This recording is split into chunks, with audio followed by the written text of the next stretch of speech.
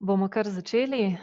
Ja, dober dan in lepo pozdravljeni torej na spletni delavnici upravljanje mestne logistike. Dobrodošli in hvala še v imenu organizatorjev, ker ste se nam danes pridružili na naši drugi spletni delavnici. Sem Tatjana Milovanovič in bom povezovala dogodek ter skrbela za to, da boste dobili dovolj informacij o poteku delavnice same in odgovore tudi na vaša vprašanja. Da me pa boste lažje razumeli, bom zdaj masko sceno začasno snela. Torej, danes imamo na sporedu 4 predavanja, na 3 bodo tuji predavatelji, zato mi dopustite, da jih vse še na kratko pozdravim tudi v angleščini. A warm hello to all our guest speakers at the Urban Logistics Management Workshop. On behalf of the organizers, I would like to thank you for joining us today at our second online workshop and for taking the time to tell us more about your field of expertise. If you'll permit, I'll just quickly go through some technical details with our participants before we begin our lectures. This part will be in Slovenian. Torej, delavnico tudi tokrat organiziramo preko spletnega orodja Zoom. Verjamem, da smo zdaj že vsi z njim dodobra seznanjeni. Nekateri ste morda že opazili, vaši mikrofoni so zdaj ugasnjeni, to pa je zato, da lahko to, kar bodo današnji predavatelji povedali, vsi sodelujoči jasno slišimo. Tako da zaenkrat jih lepo prosim pustite na tiho, kot v oktobrski delavnici, pa boste tudi tokrat imeli priložnost danes povedano predebatirati v drugem delu, ko se bomo razdelili v 2 skupini, ki jih boste vodili gospa Andreja Kuzmanič in gospa Mateja Kukovec. Ker pa bodo tudi na tokratni delavnici sodelovali današnji predavatelji, bo ta potekala v angleščini. Če bi bilo komu lažje, lahko seveda v klepet pošljete vprašanje v slovenščini tekom diskusije, v tem primeru ga bomo prevedli in potem predebatirali. Tekom diskusije boste imeli mikrofone vklopljene, te boste vklopili s klikom na ikono levo spodaj. V tem prvem delu pa bo lažje, če kot omenjeno uporabite klepet. Urnika se bomo držali, tisti, ki ga nimate pri sebi, lahko do njega dostopate v klepetu, kamor smo objavili urnik. Kamere po lastni izbiri. Bi vas pa na tej točki prosila, da jih vsaj zdaj na kratko malo prižgete, tisti, ki jih še niste, da lahko naši organizatorji posnamejo en hiter zajem zaslona, vklopite pa jo s klikom na ikono kamere levo spodaj.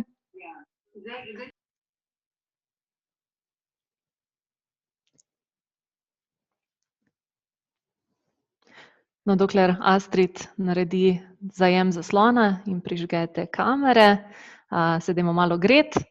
Ne vem, če poznate tegale, ampak stojita 2 konja pred prehodom za pešce, pa pravi eden drugemu, evo, zelena, greva čez, pa odgovarja drugi, ma si normalen, glej, kaj se je zgodilo zebri. Ja, no, ta je taka lušna, od zelenega pa do urbanizma ima. Mislim, da je Astrid že uspel narediti zajem zaslona. Štima, super. Super, hvala vsem. Naše kamere so in bodo prižgane, sicer pa bo, lepo bo, če jih tudi vi pustite prižgane, bo tudi bolj interaktivno, pa lepše, če se vidimo. Naj vas na tej točki še spomnim, da bo kakovost slike in zvoka boljša, če ste povezani preko kabla in ne brezžično, vseeno je stabilnejša povezava, če je mogoče, torej toplo priporočam, da ste povezani preko kabla. Tu sta tudi Anja in Astrid, naša tehnična podpora z zavoda Vozim, ki pa bosta skrbela za to, da bo vse, kot je treba. Če bi kljub temu kaj šlo narobe, bi se zalomilo in bi pri katerem od predavateljev ostali brez signala, smo za varovalo posneli tudi video vseh predavanj, tako da brez skrbi v tem primeru bom skočila jaz in bomo kar se da hitro potem nadaljevali. Na pomembna vprašanja oziroma obvestila vas bomo opozorila, navodila in povezave bomo zapisali tudi v klepet. Če imate torej še kakšno vprašanje, ga prosim zapišite in nekdo od nas bo nanj odgovoril. Bomo v tokratnih predavanjih izvedli tudi kakšno anketo, dajmo še tole stestirati.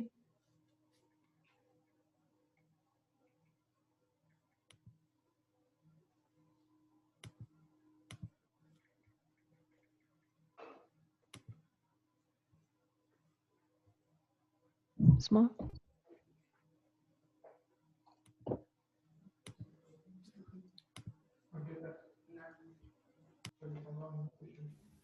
Malce bomo počakali, da se objavi.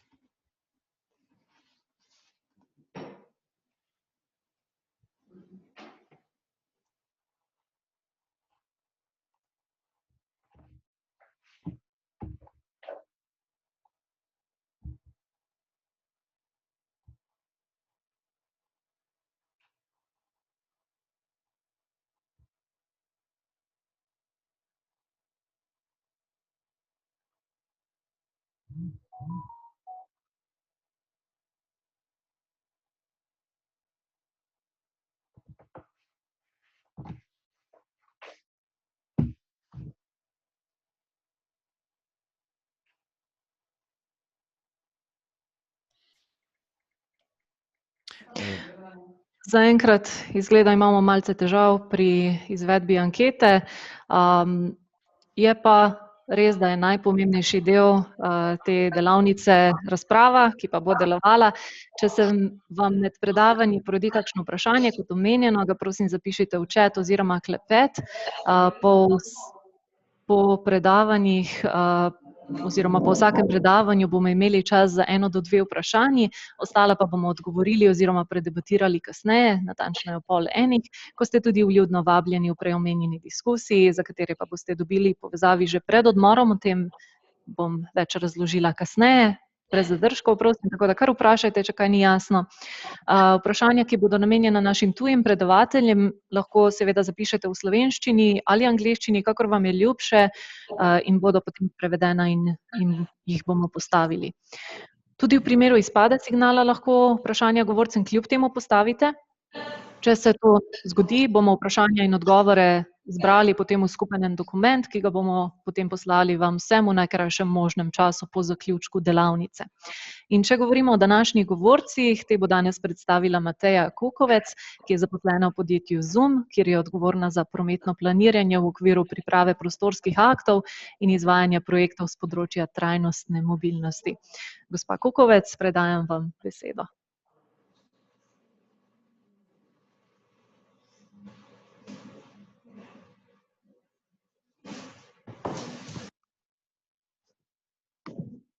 Pozdravljeni vsi skupaj.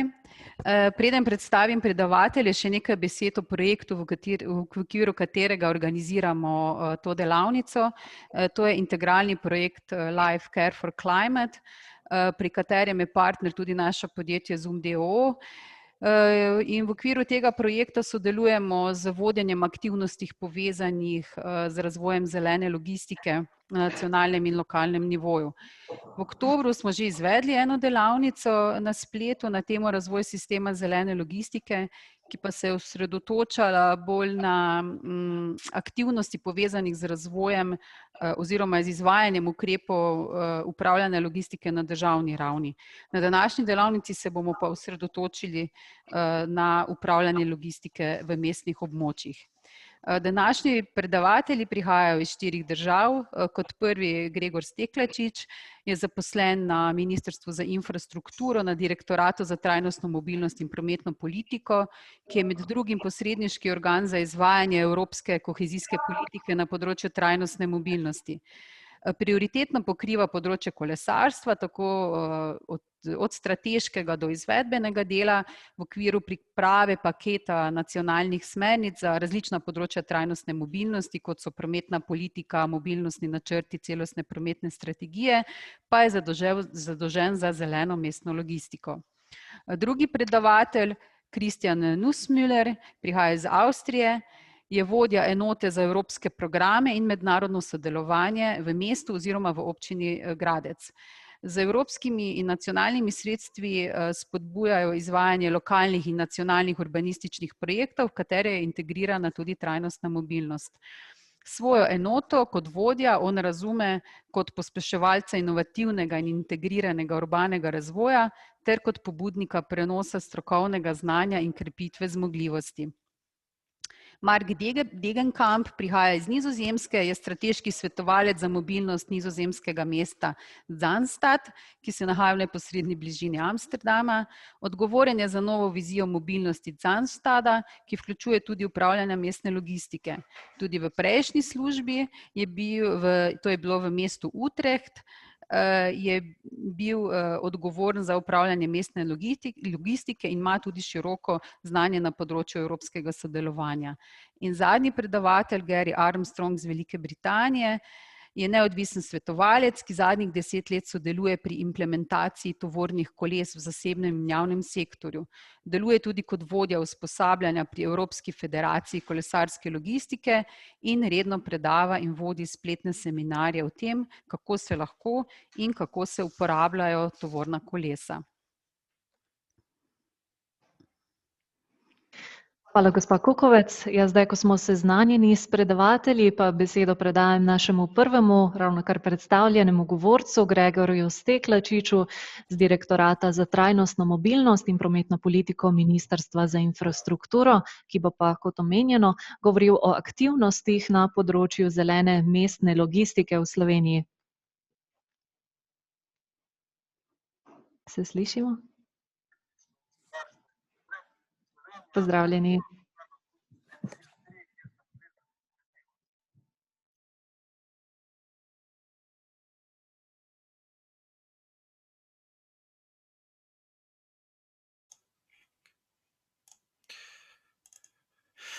Pozdravljeni, zdaj se pa slišimo, prosim. Kaj ne?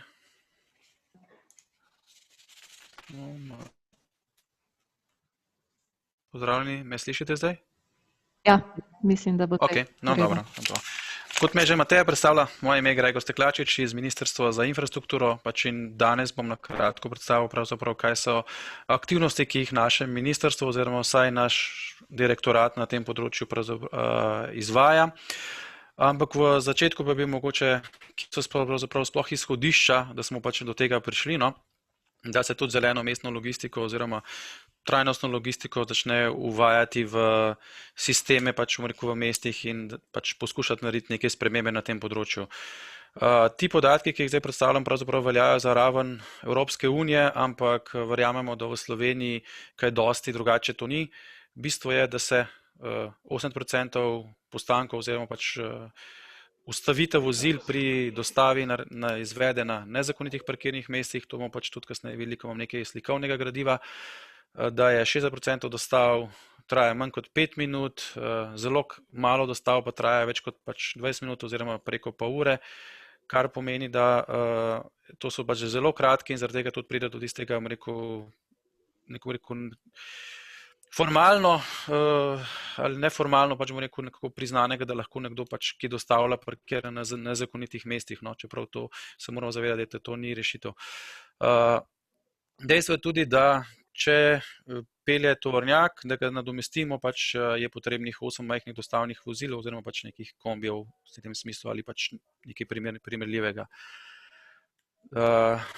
Ključni dodatni izzivi, ki pa izhajajo, kaj so pravzaprav problemi mestne logistike, ne? Prostor je v mestu omejen, tovorni promet uporablja ogromno tega prostora v mestu. Tukaj govorimo glede na to, da je tudi dostikrat v pogonu in cel čas in stoji in je zelo veliko, na samih površinah prometnih. Odstotka sta zelo visoko, to pomeni, gre gor proti 1/3 časa in prostora, ki ga tukaj nujno.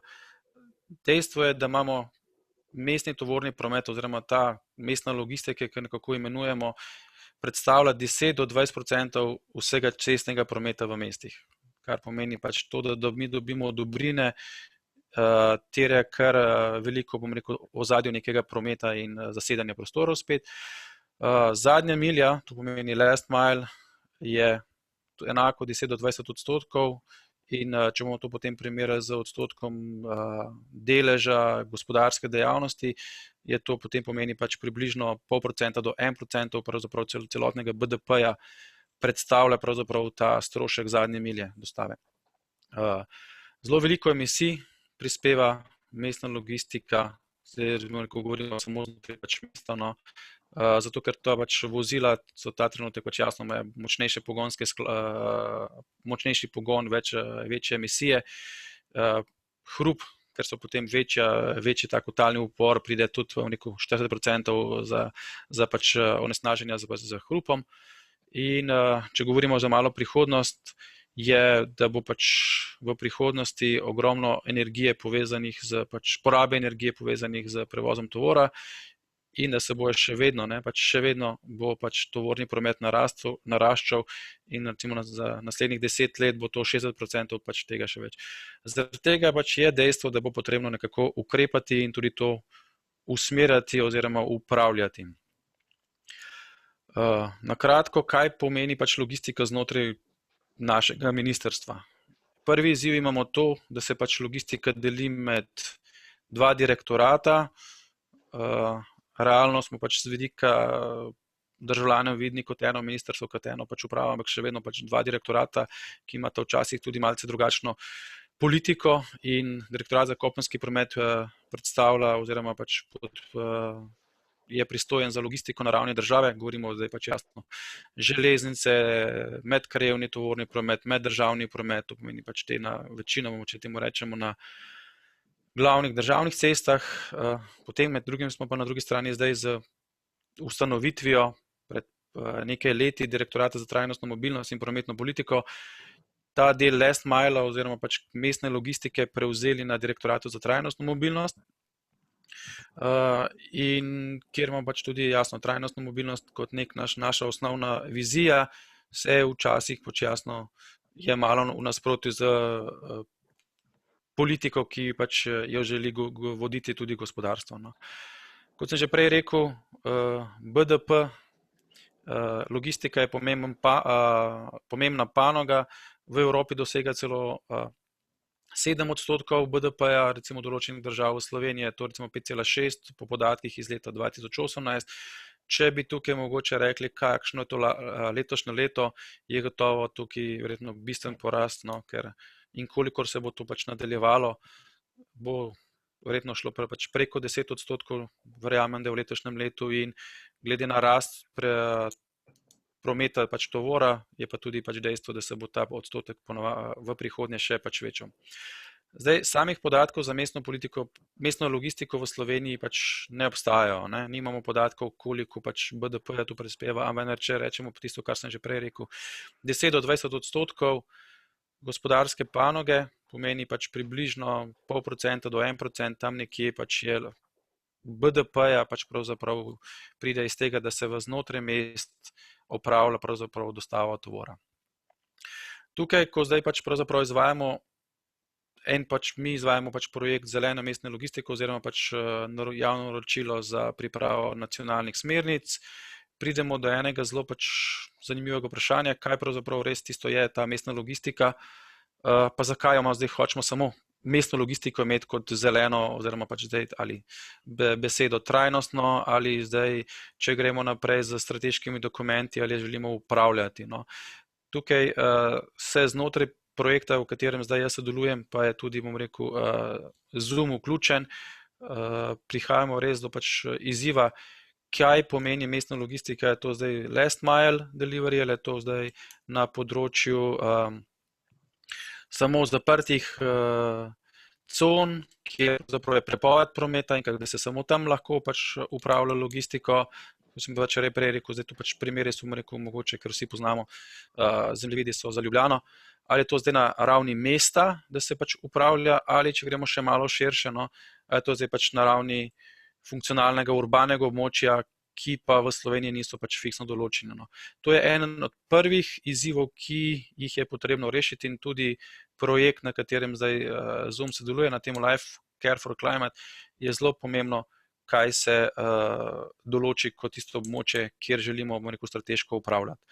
Z vidika izvedbe projektov, na katerih pač zdaj jaz sodelujem, smo nekako prišli, da v Sloveniji je ta trenutek to najbolj realno, da se pač lotimo upravljanja, kjer se v določenem delu upravlja, so to mestna središča, kjer je omejen dostop za nekimi odloki o prometnih ureditvah. Pač, če gremo na levo zgoraj, je pač mestno središče Ljubljane z grajskim hribom, na drugi strani mogoče imamo tudi Ptuj, ker to sta oba dva pač pilota, ki sta v našem projektu.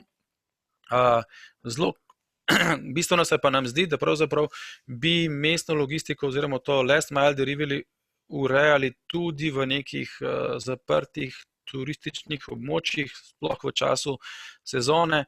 Tukaj je Piran en zelo tak izrazit, ker ima dostop pravzaprav samo po enem prometnem koridorju, če vzamemo vse dostope pač po morju, no, in logistika se pač po morju zelo slabo izvaja v samem Piranu, torej upravljanje bi bilo potrebno tudi tam, ne? Zelo pomembno, kako se to pač dostopa. Na drugi strani so pa zdaj mestna središča dodatno zapirajo, primer desno spodaj je Novo mesto, ki je v lanskem letu, bom rekel, ta glavni trg zaprl in se pač sooča tudi z temi izzivi, kako bo urejal logistiko v samem mestnem središču, zdaj ko pač jasno so neki prometne omejitve za vstopa. Zdaj, prvo stereotip, ki bi ga mogoče rad ločil, je, da v Sloveniji pač tega problema ni. No. Menimo, da na ministrstvu pač menimo, da je.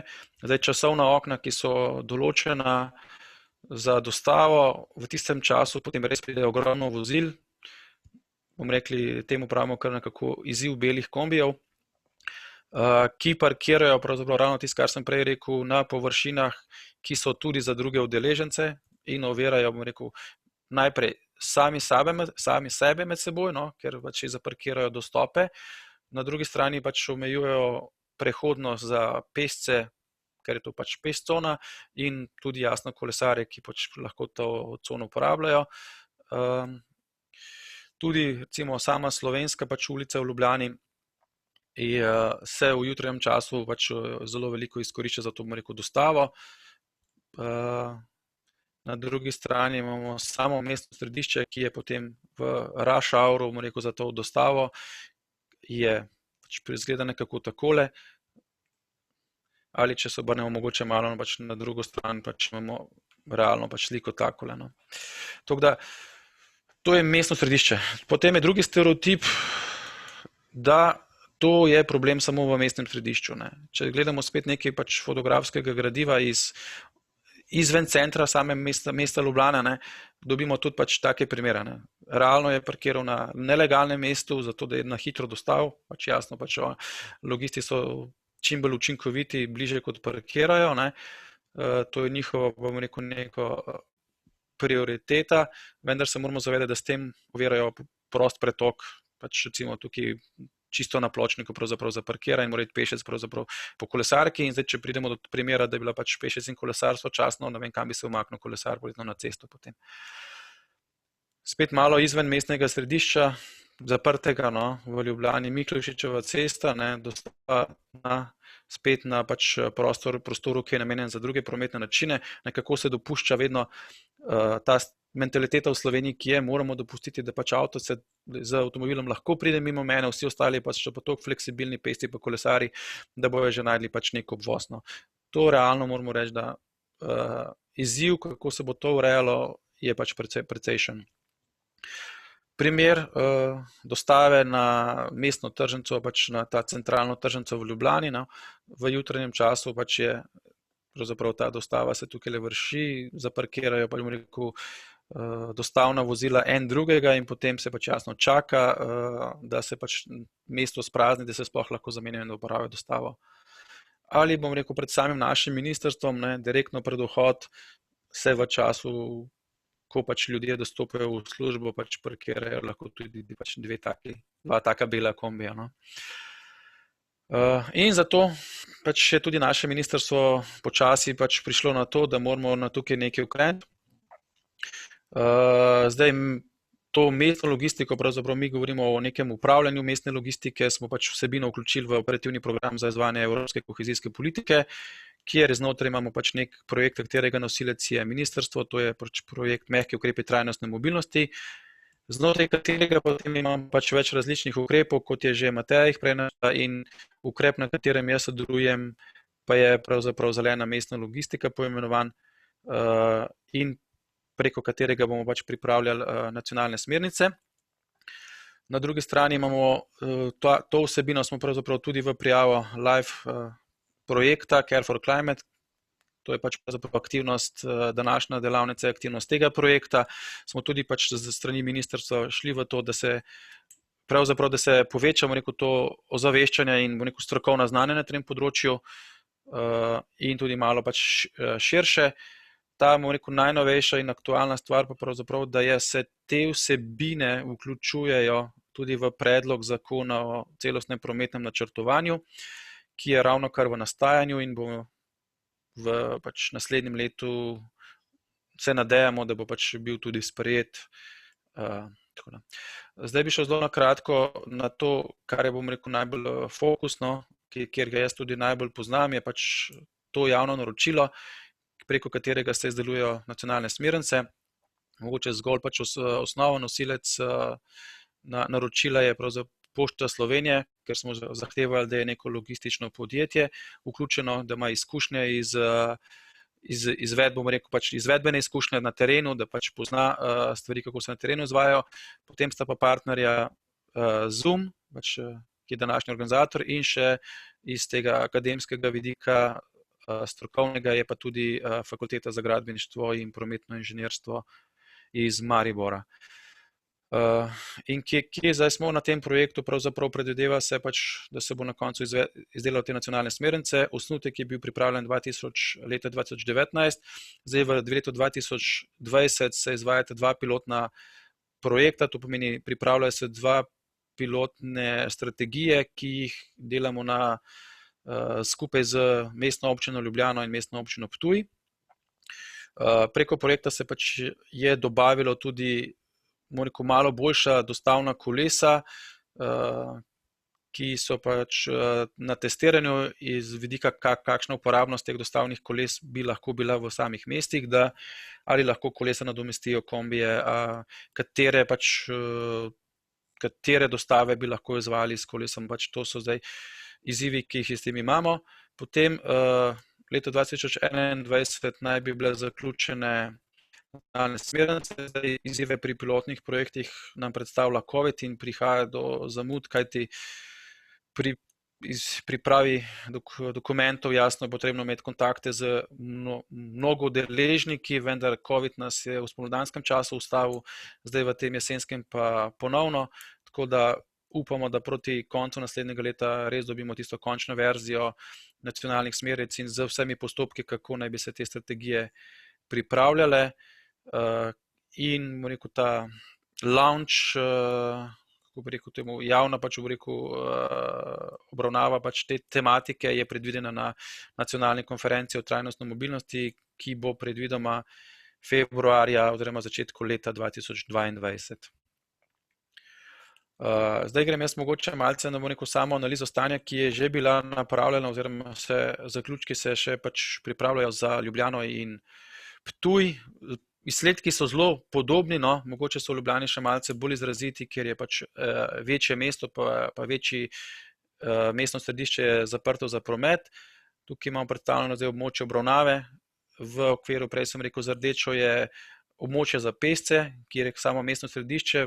Ko smo se pogovarjali z mestno občino, smo določili še malce širše območje, to pomeni območje znotraj notranjega mestnega obroča, s tem, da smo vključili še ta južni del, ki je v coni 1 za parkiranje, to je Mirje, Krakovo in Prule. To je zdaj pač naš pilotno območje, pravzaprav je obkroženo za zeleno barvo. Izvajajo se jasno pa tudi priporočila za celotno pač mesto. Na Ptuju je pač zelo podobno, spet mestno središče razširjeno z pač temi najbližjimi ulicami in na ta južni del pravzaprav predvsem zaradi tega, ker se vidi kot nek potencial možnosti dostopa tovora na bolj trajnostni način tudi iz Park and Rida, ki je na tem desnem bregu Drave, ker imamo jasno pač potem direktno povezavo za pešce in kolesarje v samo mestno središče. Nekaj izsledkov, ki bi jih rad mogoče pokazal, ki so tukaj. Bistvo je, ta trenutek ukrepi, ki tukaj so, kako se na ravni mest omejuje pravzaprav ta dostop, da so pač časovna okna, dostavna okna. V Ljubljani je to od 6 do 10.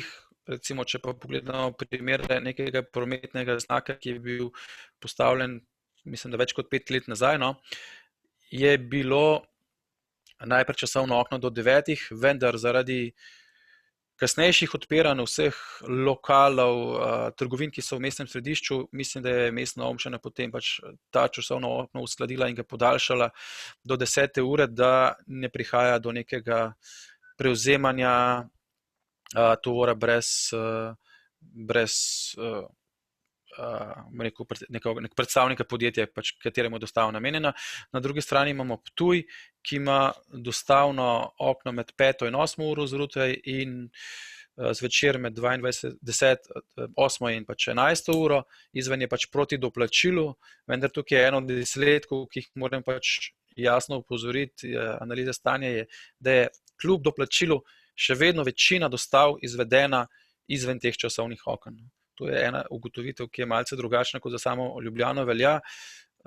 Ravno to je tisto, o katerem mogoče bi bilo na koncu pri ugotovitvah potrebno opozoriti. Dosledno izvajanje občinskih odlokov je en prvi pogoj, da se bo pač neka sprememba zgodila. Zdaj prihajam na par podatkov, ki se mi zdi, da jih je dobro, da se mogoče vidi, kaj se pravzaprav sploh znotraj mestnih središč dogaja. In samo nekaj izsledke damo, samo nekaj pač podatkov, mogoče bolj za debato potem, ko bo. Večina poslovnih ustanov oziroma pač podjetij, inštitucij, tudi državne inštitucije, ki so v mestnem središču, nimajo poslovnega prostora oziroma imajo zelo majhna, to pomeni do 50 kvadratov. To pomeni majhni prostori, veliko število dostav oziroma frekvenca dostav je zaradi tega pač večja, ker skladiščni prostor v mestnem središču je seveda dražji kot kje drugje. Tukaj imamo pravzaprav število dostav, tisto, kar opozoril, majhne kvadrature, velik dovolilenc za mestno središče prihaja do tega, da imamo pravzaprav v en sam lokal, to so te podatki, ki so jih dali lastniki in pač ustanove, ki poslujejo v mestnem središču, da imajo tu enkrat ali celo večkrat na dan dostave, pač to je 53 od njih ima pač tako. Večina jih ima tam večkrat tedensko, zelo malo jih ima pa tisti, da pač pridemo na mesečne dostave ali pa samo pač sem pa tja na leto. Bistvo je, da to pomeni res zelo veliko vozil se pač vozi na dnevni ravni v samo mestno središče. En alarmanten podatek, ki je meni zelo pač tako stopil v ospredje, je pravzaprav, da kdo si pravzaprav dostavlja, ogromno dostav izvedejo sami lastniki lokalov, ker imajo pač jasno dovolilenco, ko jim zmanjka neko, bom rekel, za neko restauracijo, ko jim zmanjka nekega vina, verjetno grejo sami po zelo majhno količino vina, ne vem, paket 6 litrov, 6 buteljk, 10 buteljk, ne grejo sami, tega je 31%, kjer vidimo potem tudi, to je pa tista oranžna, pa če je izstopajoča, je pa mešanca med samim in dobavitelji. Naslednji, bom rekel, graf bo pokazal pravzaprav še ta, mogoče ključno, tako pomeni, da 60% dostav je izvedenih z lastnim vozilom, kar pomeni, da lastniki lokalov si sami dostavljajo in da dejavnost same logistike in dostave v samem mestnem središču pravzaprav ni to tržna dejavnost, ampak pridemo do tega, da ker imajo dovolilenca, so lastniki teh lokalov ugotovili, da je očitno lažje pravzaprav, da si sami pač dostavljajo, rekel, stvari, ki jih potrebujejo. Na koncu jasno se to pač odraža tudi na strukturi vozil, ki jih imamo za lastno dostavo. 64% jih to dostavlja z avtomobilom, to res pomeni, da niso pač niti približno pač specializirani za to dejavnost. En tih ima še vedno kombi, to so mogoče predvsem tiste trgovine, ki so v nekih verigah in pač dostavljajo neko lastni kombi. Zelo malo je jasno tudi omejitve, potem sta pa še zelo, zelo majhna pač odstotka, 1%, po 1% je pač kolo oziroma pač malce drugačno dostavno vozilo pick-up, čisto. Tukaj so pač zdaj sami dobavitelji, to so pa pač tisti, ki imajo tržno dejavnost, je pa jasno pač prevlada je kombijev, tudi nekaj imajo samo pač avtomobilno, zelo malo je pač tovornjakov, nekaj pa celo neznanega, da ni bilo podatka, s čim dostavljajo. In tukaj potem preidemo k ključnim izzivom, ki jih imamo, torej odločevalci na ravni mesta so pač jasno to županje, oziroma pač vodje oddelkov uradov, pa ne želijo omejevati gospodarske dejavnosti. Pač logistika je gospodarska dejavnost, ki jo opravlja, pač, ki je tržna, in tukaj je vedno nek zadržek, kako to omejevati. To ni pač problem, samo na ravni mest, tudi na ravni države.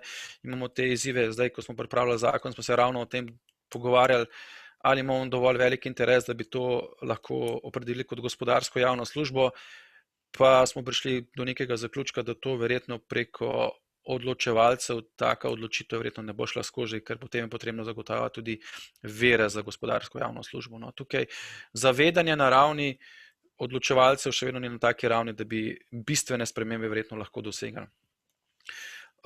Z vidika konsolidacije samega tovora, ki bi lahko se pač na nekih z manj vozili dostavljajo v mestno središče, je en ključen od izzivov, da logistična podjetja jasno pač branijo svoje poslovne podatke, ker to so njihova poslovna skrivnost in jih ne želijo nikakor deliti z svojo konkurenco. In tukaj je edina rešitev, ki je, da imamo pač javni servis, kjer sem pa že pač prej v prvi točki imel, da ustanovitev javnega servisa pač pride pa do izzivov pri samih odločevalcih. Vozila, ki dostavljajo v samo mestno središče, so zelo slabo zasedena, pač polnega vozila verjetno skoraj da sploh pač ni, ki bi lahko šel noter. Če gledamo pač nekaj nižje, tovor je večinoma do 20 kg, tukaj pridemo do pač alternativ, vse s čim bi lahko dostavljali, ne. Manjše paketi so pač tam do 10 kg. In imamo alternativne možnosti, ki bi lahko bili, zdaj pač tukaj smo mi videli pač te tovorna kolesa, ki jih zdaj testiramo, ali je tudi neka cize ali neki pač taki manjši transportni, ki bi jih lahko, bom rekel, za fizično silo oseba eno ali nek lastnik lokala uporabljal, da ne bi prišel v samo mesto z avtom, ampak da pač na nek drugačen način. No. To je pač kar dosti izzivov. Potem imamo zelo veliko dovolilnic je izdanih. Mesto ima tak odlok, da pač obe mesti imajo pač take odloke, da je možno dokaj hitro dobiti dovolilnico in ni nobenih pač bistvenih pogojev, pomeni ali si lastnik nekega lokala ali celo stanovanja v mestnem središču, dobiš dovolilnico, ali na drugi strani pač upravljaš tržno dejavnost in imaš pač neke dobave. Ne.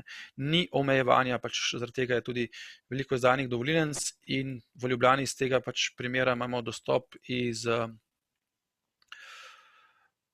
Poljanske, tisti vhod v pač Ljubljano pač iz smeri Poljan, pravzaprav zaradi tega, ker je toliko dovolilnic in če niti nimajo spremljanja pravzaprav števila vstopov, zaradi tega, kajti v tistem jutranjem ustavnem času je preveč vozil naenkrat želi priti noter in če bi se zapirala, bom rekel, to podvižni stebriček, pride do tega, da se pač nabere kolona in potem se ustavi promet tam pač na Kopitarjevi cesti, mislim, da je Kopitarjeva, no, in na Poljanski bi zabarikadirali pač, rekel, samo križišče, zaradi tega je zjutraj dvigen stebriček, kar pomeni še zaradi tega, da se pač promet ohranja tekoč, ampak hkrati je pa ni kontrole, koliko vozil gre pač v samo mestno središče.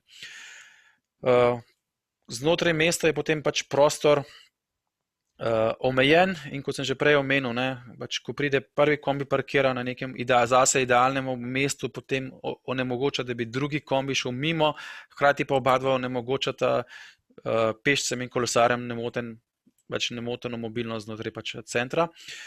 Zatem, ko se pač manevrira po samem mestnem središču, prihaja do ogrožanja ostalih udeležencev, no, pač, ki so v mestu seveda in uporabljajo to pač javni prostor za svojo mobilnost. Drugemu pač tovorna vozila zasedajo. Eden od teh pač pa jasno tudi je nepravilno parkiranje, prej sem rekel 80%. Vsi v Ljubljani, v mestnem središču pač parkirajo na peš površinah, kjer ni določenih dostavnih parkirnih mest. Ko gremo pa malce ven iz tega mestnega pač središča, čistega zaprtega, pridemo pa do tega, da je dostikrat pač na vozišču, ne, ti smo pač prej nekaj primerov videli, dostikrat na nekem pločniku pač, in na avtobusnem postajališču, na parkiriščih, ki so namenjene, bom rekel, pač avtomobilom ali pač celo na parkirnih mestih za invalide.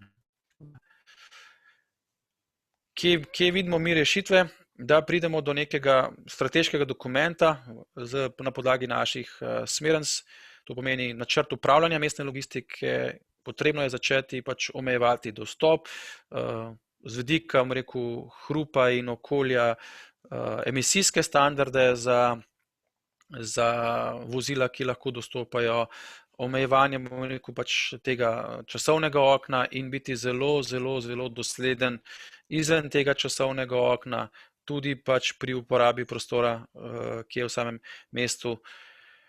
Evropa, bomo rekel, se zelo usmerja v to konsolidacijo tovora, ampak tukaj mi verjetno imamo in jih bomo še imeli izzive z vidika javnega servisa, kajti vidimo rešitev, da glede na izkušnje, da bo to možno samo kot neki javni servis ustanoviti.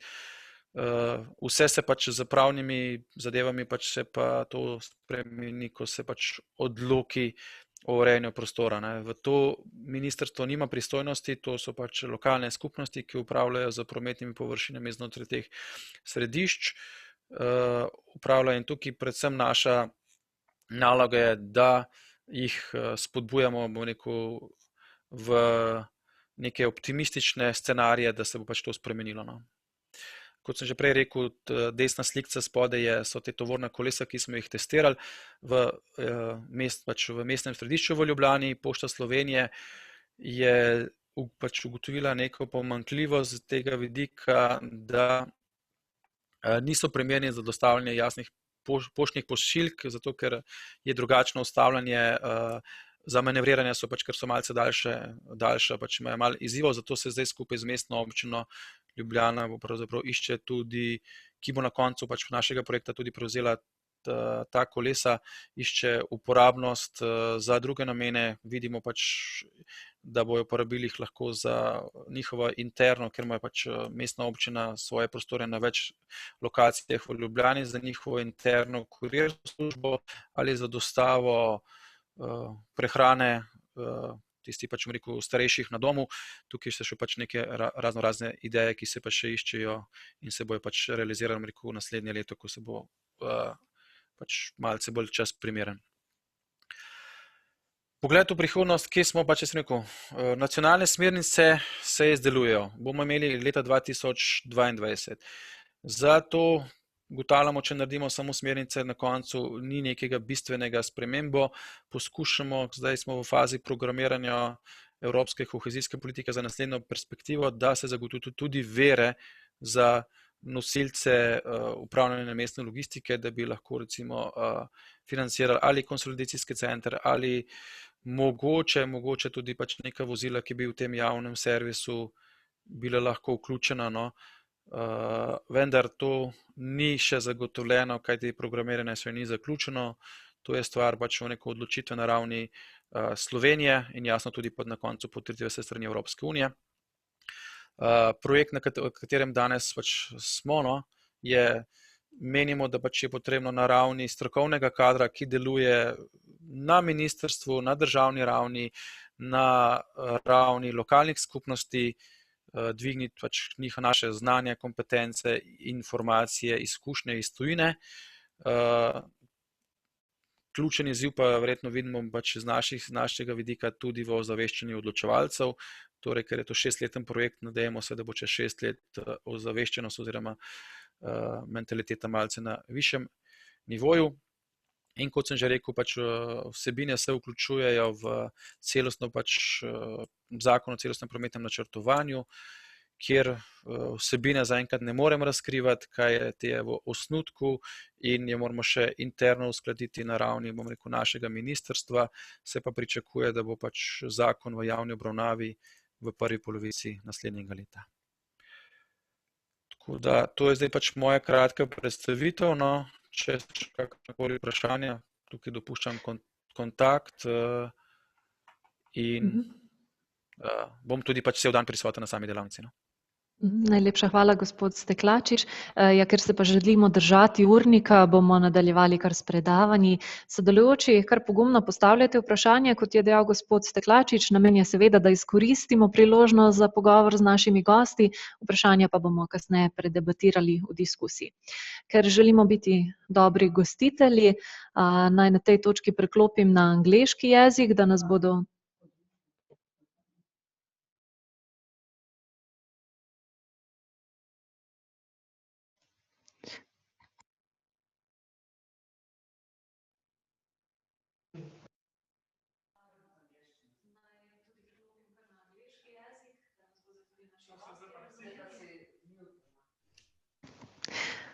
Malce tehničnih težav, naj preklopim torej na angleški jezik, da nas bodo tudi naši gostje razumeli. So, hello to all our guests who have logged in from different parts of Europe. First off, let me welcome Christian Nussmüller, the head of the Graz Executive Office for Urban Planning, Development and Construction, the unit for EU programs and international cooperation in neighboring Austria. Thank you for joining us. I hope you can hear me. Yeah, you're welcome. Hi. Thank you very much for your kind invitation to your workshop today. Thank you for joining us. So as mentioned before, I will be here to ask questions from the audience. So anyone who wants to ask you questions, please use Zoom's chat to do so in English or in Slovenian, whichever our participants prefer. So you will be presenting the national funded project Grazlog, a cooperatively used intra-urban logistics hub in Graz, if I understand correctly. That's right, that's right. And I'll try to share my screen. Just a second.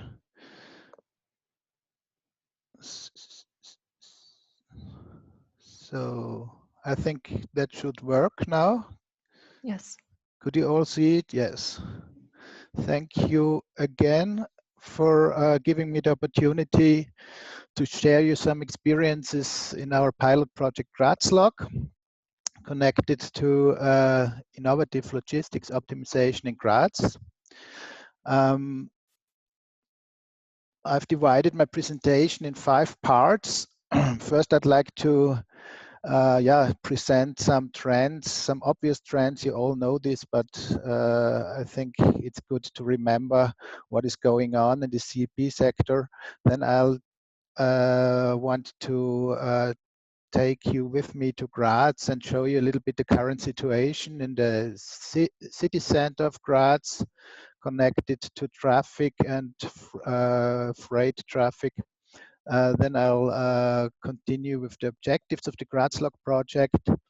After that, I've prepared some European examples of cooperative city hubs, and then, last but not least, I'd like to show you our Grazlog solution approach. But first, I'd like to share you this diagram about the predicted development of CEP shipment volumes from 2000 to 2022 for Germany. You see an above average long-term growth of the CEP sector. That's nothing new for you as experts.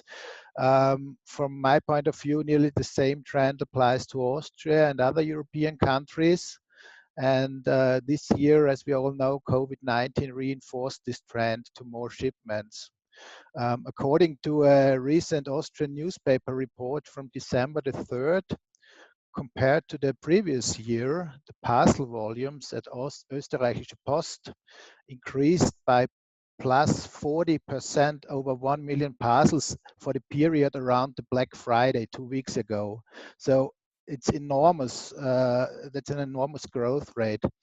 In general, it's rather hard to get accurate figures for the CEP sector. Most of the CEP companies avoid to share internal data connected to shipment flows. From my opinion, this is because of a strong competitive pressure between them. So what you can see here on the left side, these are the shipment volumes per inhabitant per year for Vienna, Austria, and Germany for 2016. And on the right side, the revenue per inhabitant per year, also for Vienna, Austria, and Germany. Of course, the figures will be higher for 2020. But as I said before, I think they still give a good picture of what is going on in this sector. On the left side, you see this pie diagram with the shipment volumes by shipment flows in 2016 for Vienna. Nearly 70% are business to consumer shipments. 1/4 are business to business shipments, and the rest, 6%, are consumer to consumer shipments. All in all, the forecast development of freight traffic is diametrically opposed to the goals of the Paris Climate Agreement, and this shall alarm us, especially in the municipal administrations. Yeah, as I said before, we see a steady growth of online businesses. New digital services make delivery faster and more individual. For example, shipment tracking, short-term rerouting, or quick returns management for retailers. And this results in more shipments and more individual deliveries. And that means we have to face more delivery vehicles on the road at the moment when we have this more of the same scenario and no collaborative models. On the other hand, consistent digitization and automation offer new efficiency opportunities for this sector, and that are the trends for this sector, which represents the current situation from my point of view. But what is the situation in Graz? Here you see the current framework conditions for the central pedestrian zone in our city. We also have a legal delivery time frame from 5 to 10 a.m. and the weight limit for trucks of 7.5 tons. Up to now, the issue of special permits to enter after the legal time frame is handled very liberal, to be honest, and the monitoring of these special permits is done by the municipal parking service patrols. Automatic video surveillance is currently not possible because of federal legal data protection restrictions, but we are working on this issue, of course. What does that mean when we look at the total numbers? From 5 to 10 a.m. in this so-called legal time frame, there are up to 700 trucks and cars in this pedestrian zone, in the central pedestrian zone of Graz. In the afternoon, from 10 a.m. to 6 p.m., it's nearly 360 and something trucks and cars. Most of them are also delivering goods to the small businesses. It's not always a truck which delivers the goods to them. Then we count up to 100,000 visitors in the city center, according to a permanent analysis of mobile data, which runs since 1.5 years now. And in the peak hour, we have to face 170 trucks and cars there. We evaluated the shipment flows for this area and counted approximately 4,000 parcels per day for business to business and business to consumer shipments. What are the objectives of our Graz-Log project? All in all, or at first, we want to reduce the freight traffic in the pedestrian zone and on the other hand, increase the quality of stay and also the security there. We want to have, therefore, a better shopping experience, increasing the competitiveness of the inner city economy. And also we want to reduce emissions caused by delivery traffic. These are air and noise emissions, but also want to protect the road surface. So we think that a coordinated route planning leads to more efficient use of transport capacities and therefore less delivery traffic within this pedestrian zone. And our solution in the Graz-Log project is the development of a cooperative urban logistic hub, the sustainable last mile transport solution for this area, with the aim of scalability and transferability to other urban areas in Graz, but also other cities somewhere else. Since 2012, we started knowledge building activity connected to urban transport in Graz, and also smart logistic solutions, mainly through the EU projects SmartSet and Novelog. The links are included in my presentation if you want to know more about that. And within these projects, we identified, of course, best practices in European cities, and 3 of those I'd like to share also with you. There are two Italian cities and 1 Swedish city. If we look to Vicenza, they operate such a cooperative system since 2004. The company is called Veloce, and the city itself is the majority shareholder there. As you can see on the pictures, they're using electric trucks for this freight transport system.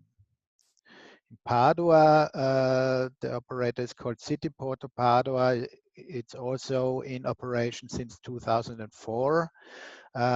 Here, the majority shareholders are private transport companies, and they also supply neighboring communities in the city region.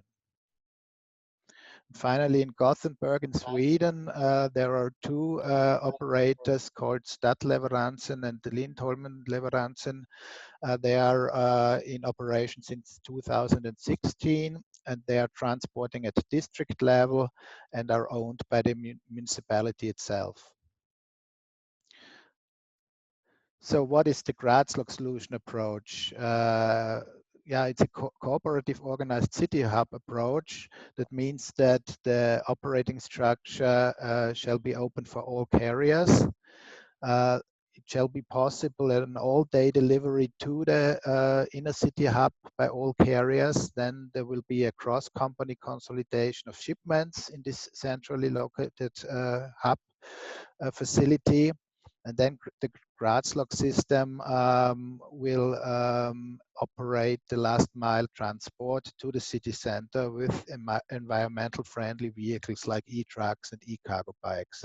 So this shall be a coordinated delivery to and a collection from the end customers with optimized route planning, agreed service time windows, and other tailor-made services for the businesses in our inner city area.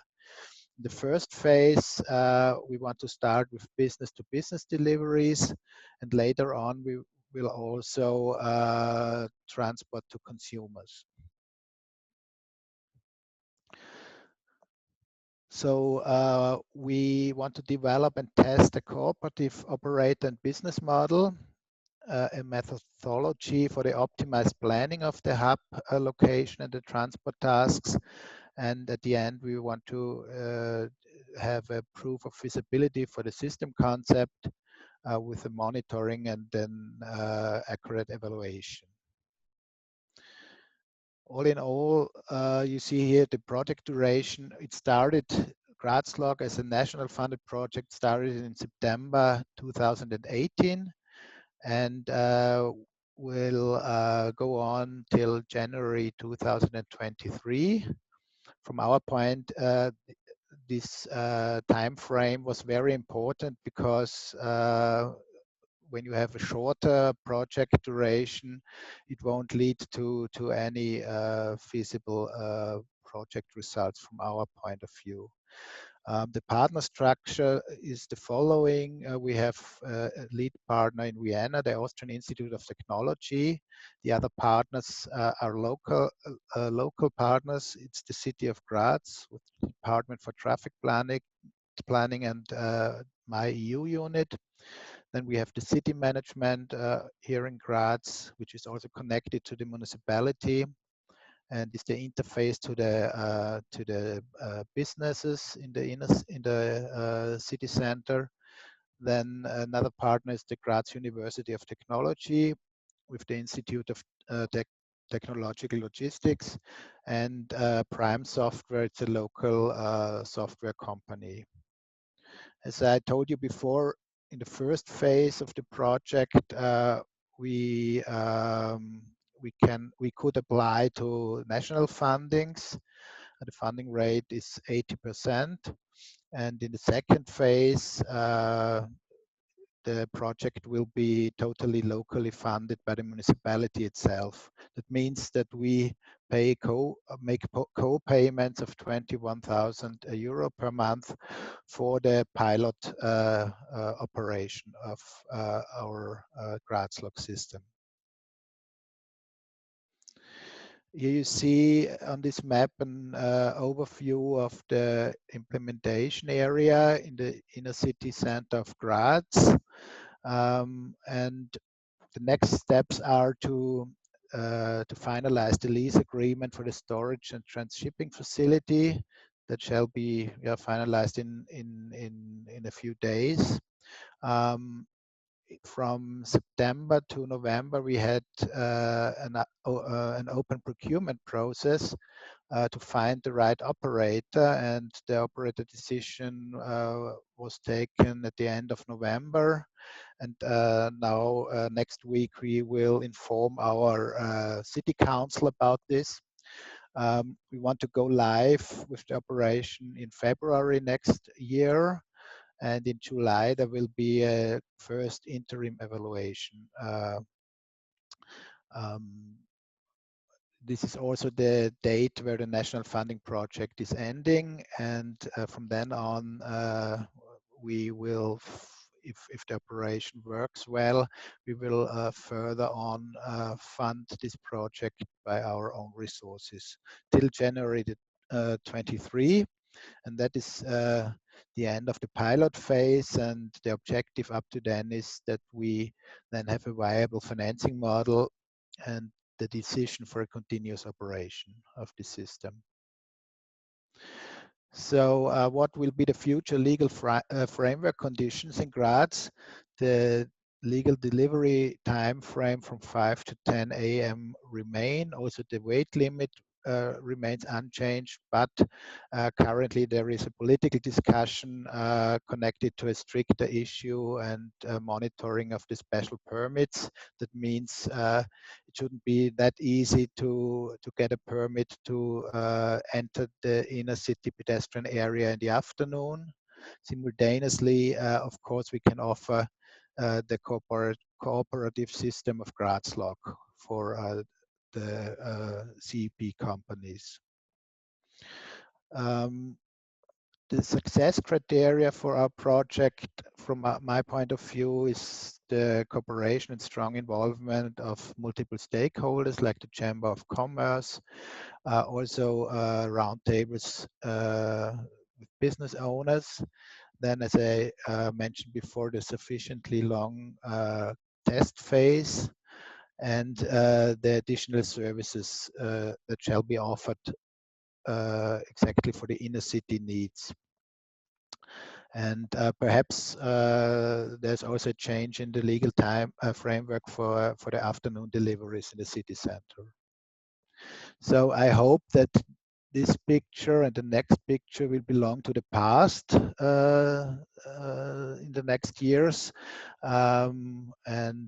Now I have to thank you for your attention, and please feel free to pose questions. I think the chat was open, and we also have prepared an online polling. I think the moderator will Yes. tell you this now. Yeah, thank you very much from now on. Thank you, Mr. Nismila. But before we continue, as you just mentioned, we would like to ask all participants to answer one of Mr. Nismila's questions. You might have noticed at the start, the polls don't seem to be working at the moment, so we do kindly ask you to answer the question by posting your answer in the chat. We'll then gather your answers and let you know the results during the discussion. So the question is, how strict are the access regulations for urban freight transport vehicles in your city? I think our technical team will also post the question, yes, exactly, in the chat. You can answer strict, moderate, or no restrictions. Let's repeat that in Slovenian. Malce tehničnih težav imamo torej z anketami, ste mogoče opazili, zato vas pozivamo, da na naslednje vprašanje odgovorite kar v klepet. Vprašanje pa se glasi, kako strogi so predpisi o dostopu dostavnih in tovornih vozil v vašem mestu? Torej strogi, zmerni ali pa ni omejitev? odgovorite, prosim, ja, tako lahko še dopišete svoje mesto, to je super. So let's give everyone a minute to post their replies. If anyone's having any difficulties, please let our tech team know by posting in the chat, and they will be with you in a moment. Some people have already answered. Most of the answers says moderate, as far as I can see now. Yeah, they do, yeah. But yeah, we will discuss this later. Keep posting your answers, please. It would be great if all of you answered this. Again, thank you, Mr. Nussmüller. And next up is a quick break. We do want to keep to our schedule. We'll be back at 10 minutes past 11. Hopefully our guests will forgive me if I switch back to Slovenia now for a moment. Tako, ura je 4 minute do 11, mislim, da smo si zaslužili kratko pauzo, tako da na hitro lahko skočite na kavo, potem pa se spet dobimo tukaj, ko sta na sporedu še dva zelo zanimiva predavanja, tako da ne zamudite ju, začnemo ob 11:10.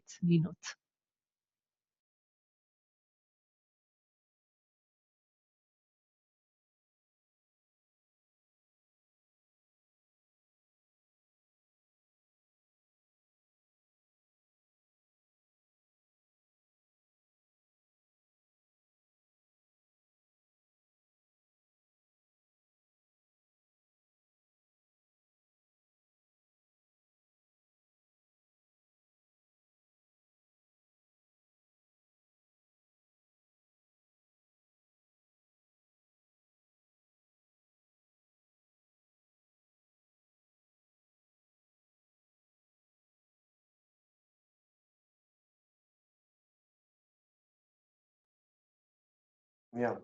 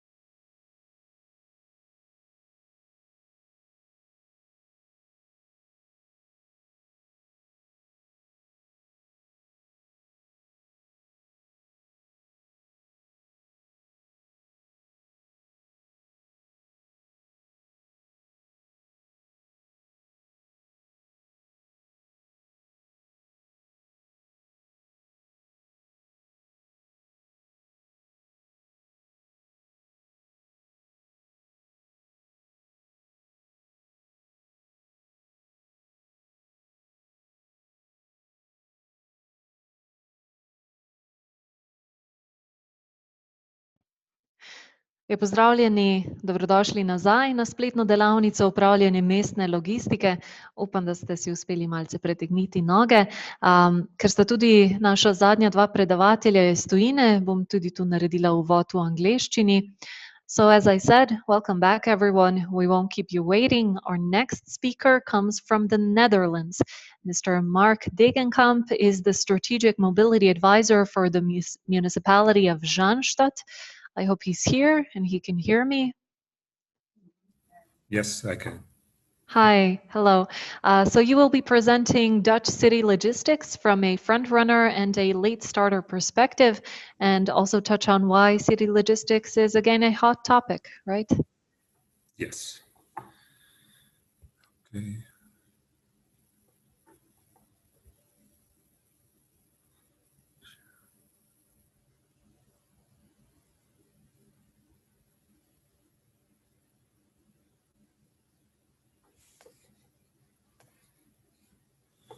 Now it should be full screen.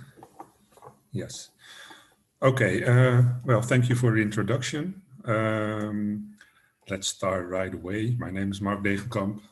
As said, I now work for the city of Zaanstad for 1.5 years now, but I used to work, oh, it's going automatically again. I used to work for the city of Utrecht for about 18 years. I will bring in my experience from both cities. I think I have to stop for a moment because otherwise it will switch to the next slide when I don't want it to.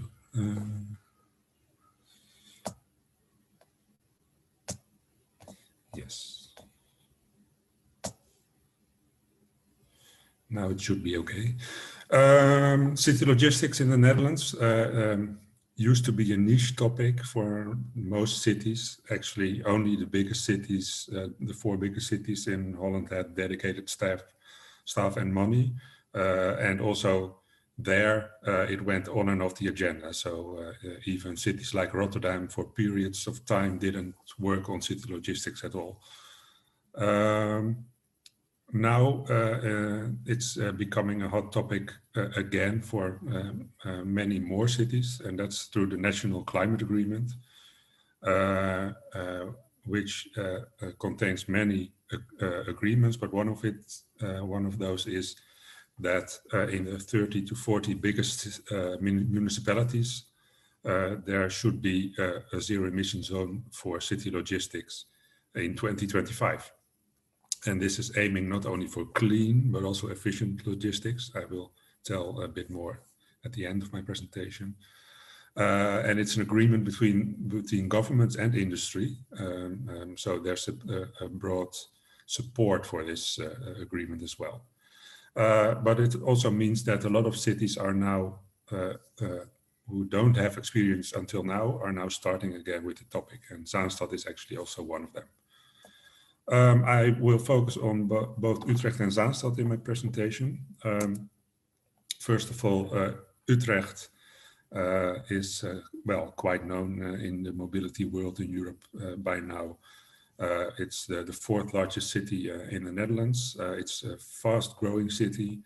It's growing to above 400,000 inhabitants in about 10 years, I believe. It's more focused on knowledge and culture, also from the historical perspective.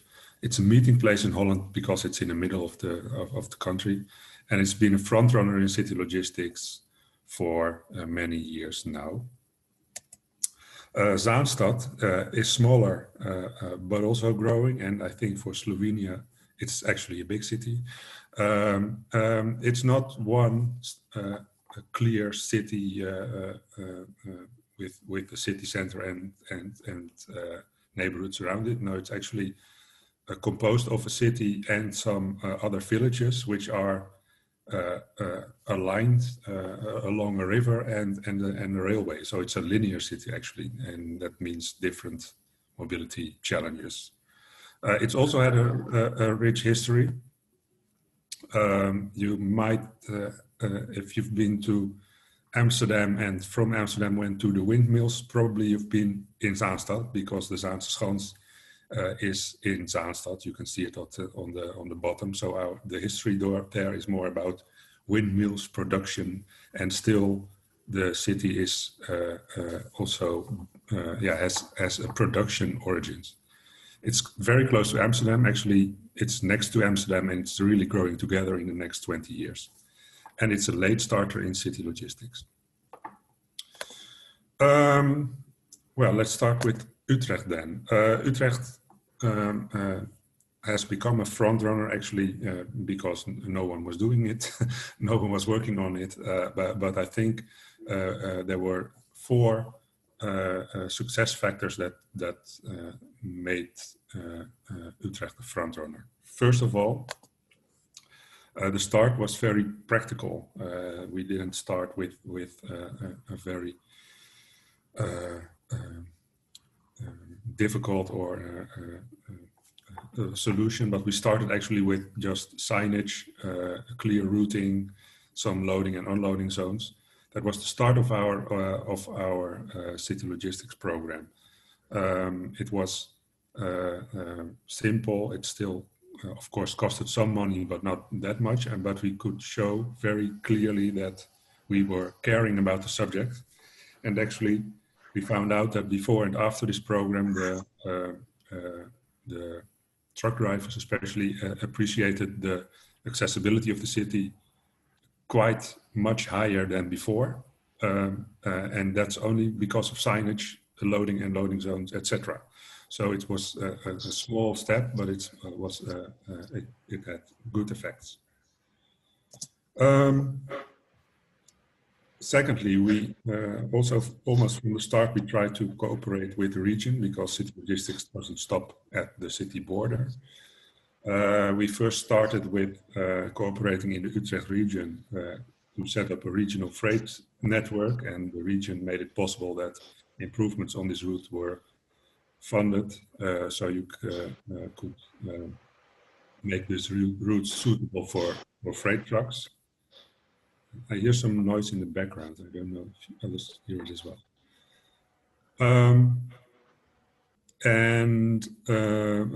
That was actually a good success. We also tried to harmonize rules like time windows.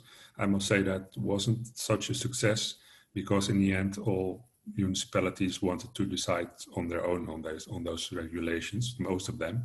Just one municipality, and this was not Utrecht, did follow those harmonization rules in the end.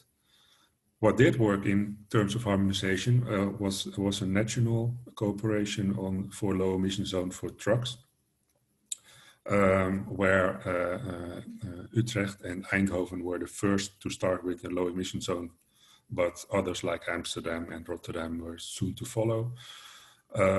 And from the start, there was a national agreement about what the rules for the environmental zone should be, what exemptions were possible, how you could get access to vehicle data from the national vehicle database, so it was better possible to enforce, etc., etc. So this agreement made it cheaper for us. It was still quite expensive, but still much cheaper to implement an environmental zone, much quicker, and also better to explain to companies because the rules which were applied to Utrecht also did apply to other cities.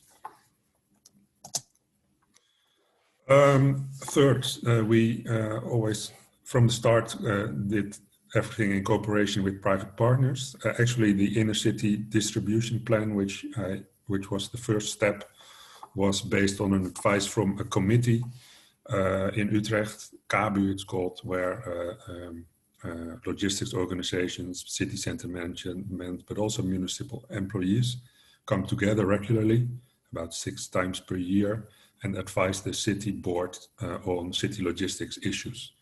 And this inner city distribution plan was one of the results of that, but also like a big shopping center in a new housing area to the west of Utrecht was fitted with underground distribution system.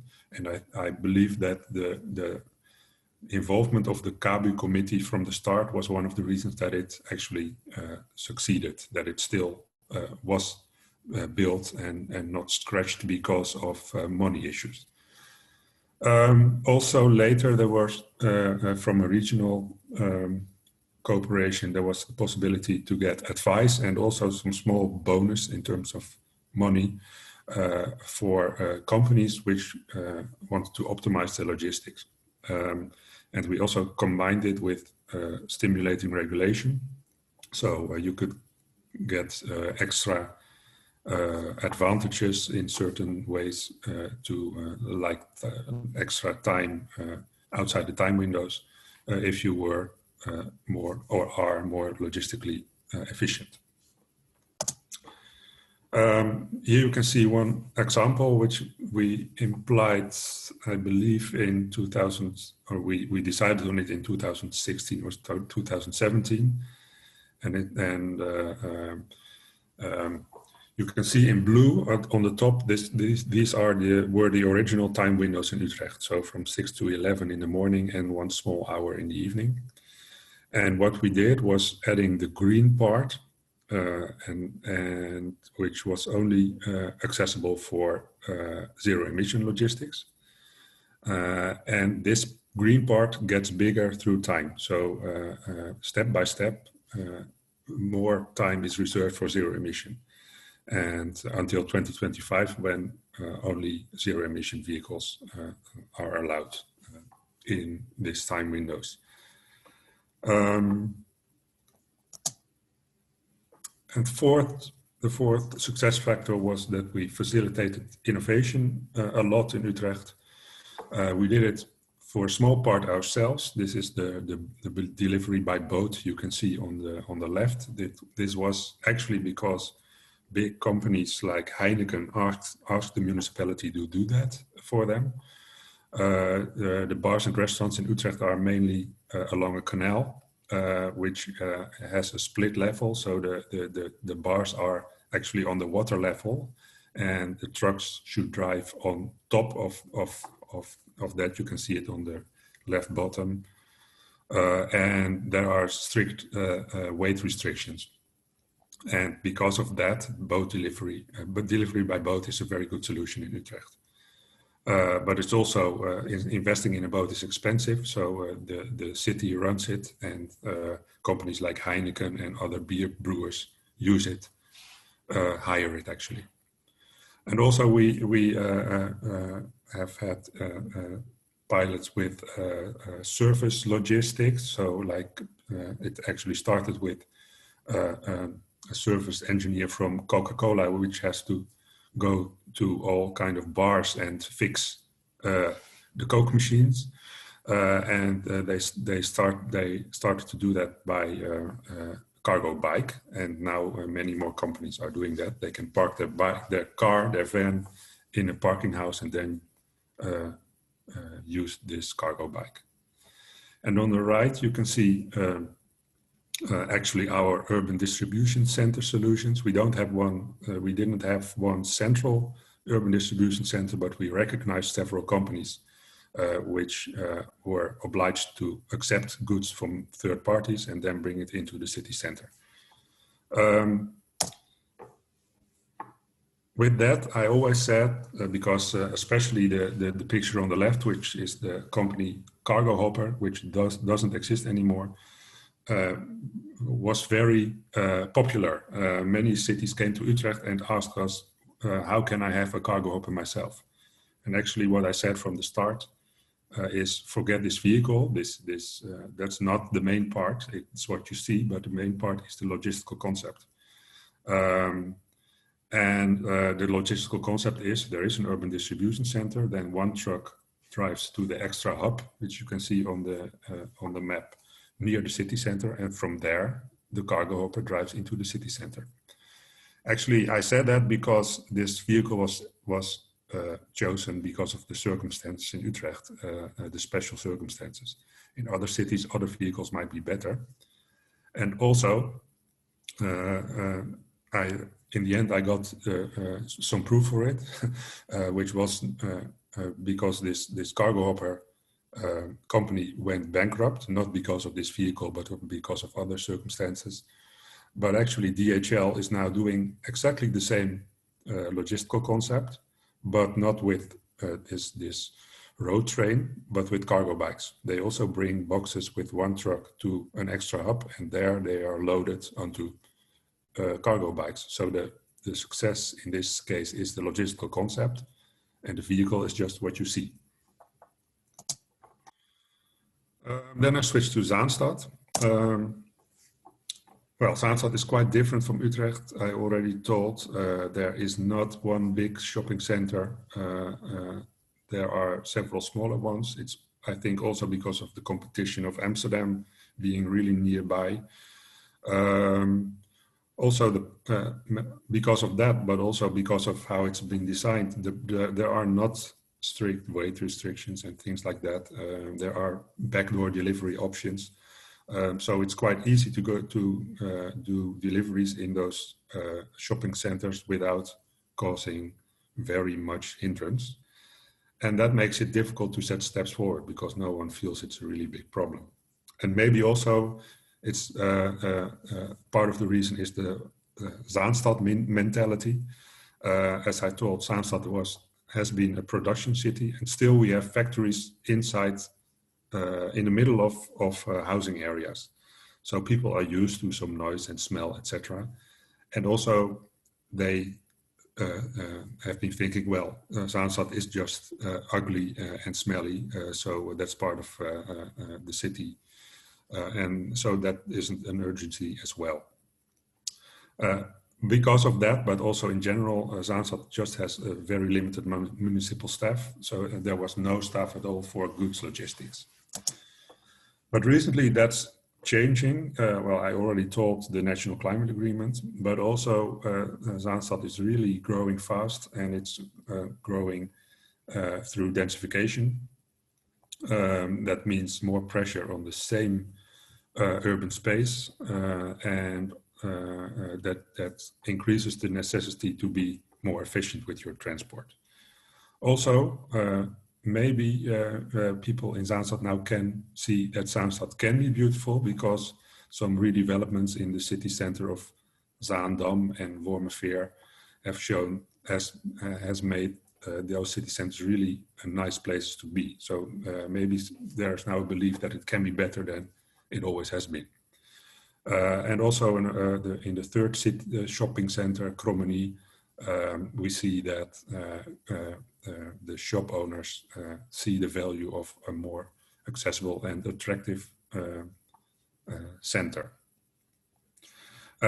This all comes together in a new urban mobility plan, which I'm also the project leader for, and that focus a lot on this use of more efficient space use and also cleaner transport. But still, we have this limited staff, no money, etc. So again, where to start? What we felt was that the efficiency was the local trigger. So the local trigger for the companies, they think they wanted less vehicles, not so much cleaner vehicles. That cleaner part was more for the logistic operators and for the government, the main trigger. We because of our limitations, again, we try to start simple. We are now looking for mutual gains. What can local businesses do themselves, but also what small changes can we apply in those centers to again show that we want to improve the city logistics. But maybe in contrary then to how it started in Utrecht, we also are going to create urgency through regulation. So the zero emission zones, we have decided that we want to implement 3 of them in those 3 shopping centers we have. And we believe that is necessary, but also desirable because it's a clear point on the horizon where companies can adapt their business to. And also many logistic companies actually now in the Netherlands ask us to do that. What we also try to do is find synergy with Amsterdam and the region. For example, many companies that serve Amsterdam, especially also local service technicians, are based in Zaanstad. They live here and have their van parked in front of their house. And in a few years, they just cannot go into Amsterdam anymore unless their vehicle is zero emission. So we try to connect to this movement which is coming from Amsterdam. Also, we try to stimulate businesses that, for example,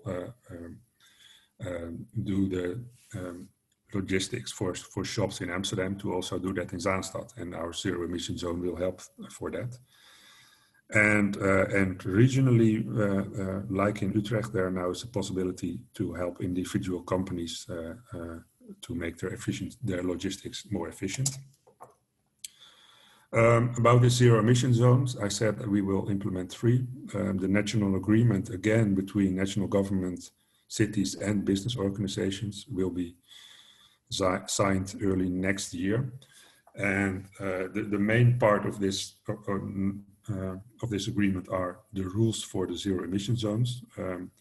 It's in 2025, only zero emission vehicles can go in, plus some transitional agreements for mainly the newest vans and the newest trucks. So new vans, Euro 5, will get access until the end of 2026, Euro 6 vans until 2027, and Euro 6 trucks will have access until 2030, the beginning of 2030.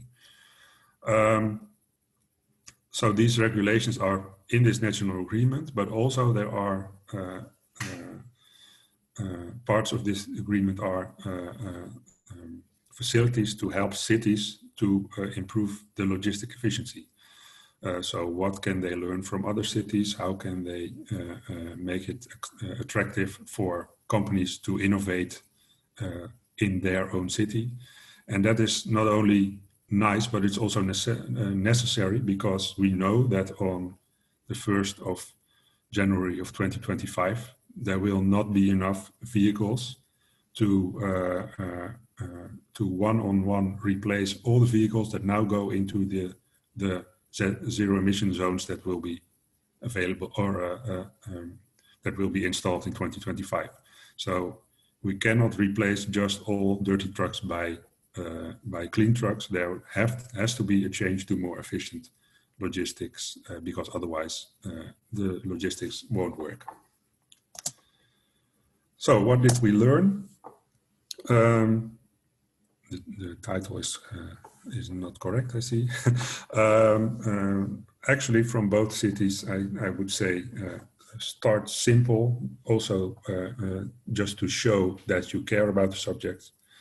Don't focus just on clean, but also work on efficiency, because a clean truck is still a truck that can block the way, or make maybe a bit less noise, but still noise. Don't focus on one solution, but try to find different solutions for different markets. Use regulations as a measure to push or pull into a certain direction, but try to connect to regulations that other cities use, because that makes it better to explain. And finally, which is clear, I hope, this should always be part of a broader mobility policy. Also to explain it that if you try to change something in city logistics, that you have a goal which might be in another part of the mobility sector, like improving the situation for pedestrians. And then it should be an integral story. So that was all. Thank you very much, Mr. Degenkamp. I hope this lecture sparked some questions and ideas on how our participants would like to apply all this that you mentioned to their own cities. Our final speaker Since we're a bit short on time, we'll skip the questions and we can debate them in the discussion itself. So our final speaker is Mr. Gary Armstrong, who is an independent consultant who has been involved in the promotion of cargo bikes in the private and public sector for the past 10 years. I hope he can hear me. Yes, I can. He's here. Hi, hello. Hi. So you will be speaking about how municipalities can promote the use of cargo bikes. And so if you're ready.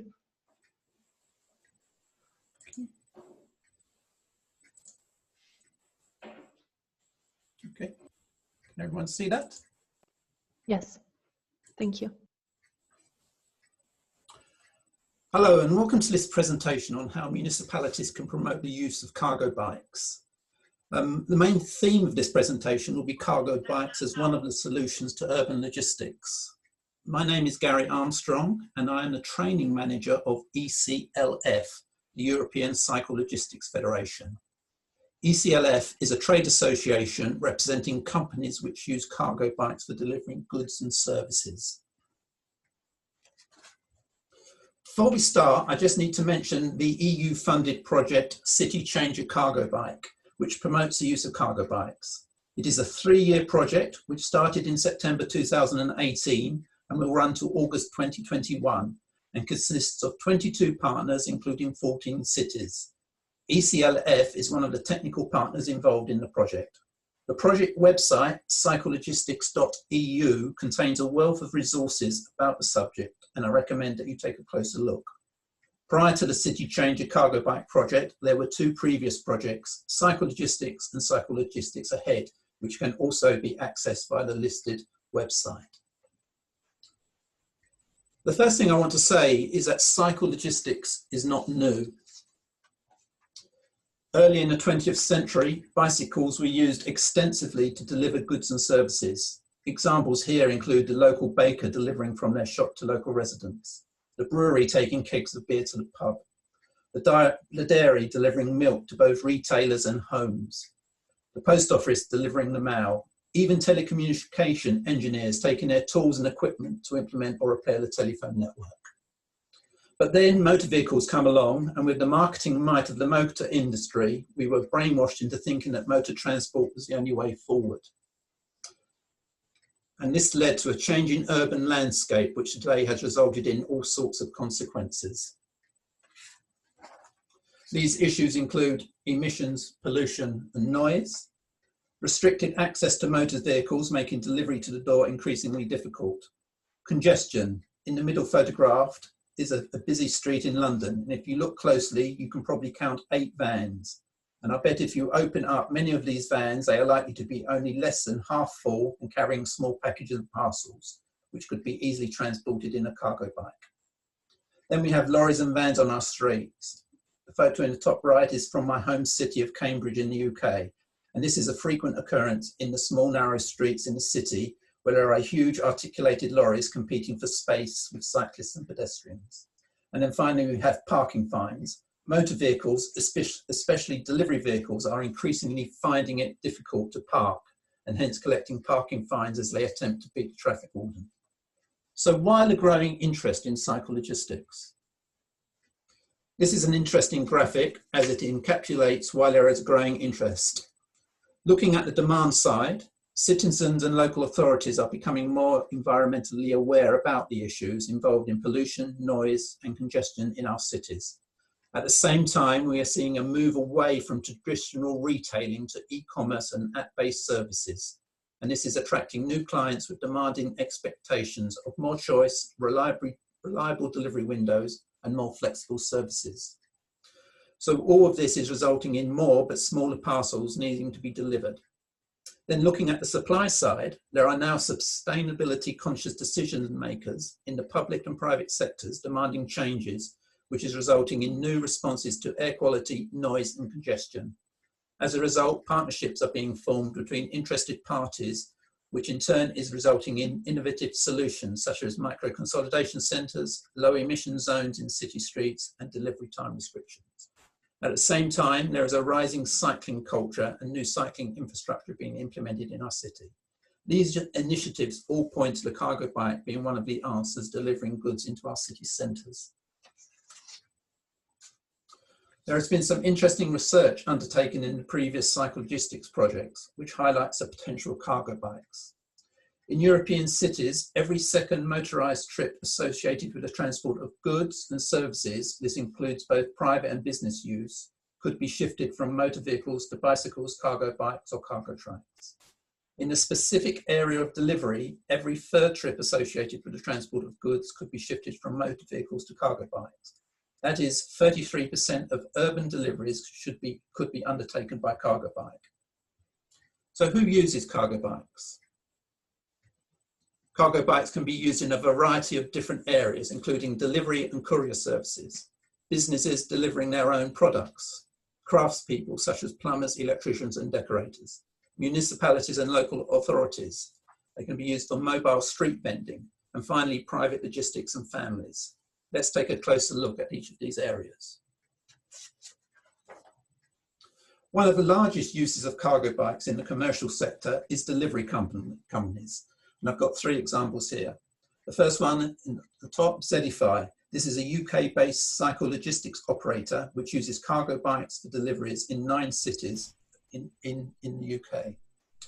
They have a fleet of over 70 cargo bikes and trikes across their various locations, doing last mile deliveries in cities centres for both traditional logistics operators, e-commerce companies and local businesses. In the middle here, we've got Fiets Couriers. This is an interesting cooperative made up of 15 separate cyclogistics operators providing delivery services to over 40 cities across the Netherlands. They can also provide intercity deliveries between city hubs using environmentally friendly vehicles. Then we've got DHL. Even the big logistics operators such as DHL, FedEx, UPS are adopting cargo bikes for deliveries in congested areas. When DHL first introduced cargo bikes in Amsterdam, they were able to replace 33 vans with cargo bikes, resulting in a 27% reduction in emissions and over €430,000 saving in operational costs. Next, we have businesses who have decided to invest in cargo bikes to undertake their own deliveries. The first example here is Drings, a butcher based in Greenwich in London, who uses cargo bikes to do home deliveries. There are some great examples of independent retailers adopting cargo bikes for home deliveries. Then at the other extreme, there is Amazon. In Berlin, they operate out of an inner city centre-based depot, providing fast delivery from the depot to local residents using cargo bikes. They even provide a 1-hour delivery window. Another example is Food Logica in Amsterdam in the Netherlands. Local farmers around Amsterdam grow their produce and deliver them to the city centre of Amsterdam. The items are delivered early in the morning and stored in a container. Then during the day, cargo trikes are used to do the last mile delivery to restaurants and local residents. There are solar panels on the roof of the container which can be used to charge the batteries for the cargo trikes, and the cargo trikes are stored in the container overnight. Food Logica now also operate in a number of other cities in both the Netherlands and other countries. Next, we have some great examples of tradespeople using cargo bikes and trailers to operate their businesses. Top left is a cycle plumber operating in central Paris. In the middle is Pascal, the window cleaner who operates in Vienna in Austria. Top right is a painter and decorator in Nijmegen in the Netherlands. Bottom left is a mobile bike repairman who operates in Paris.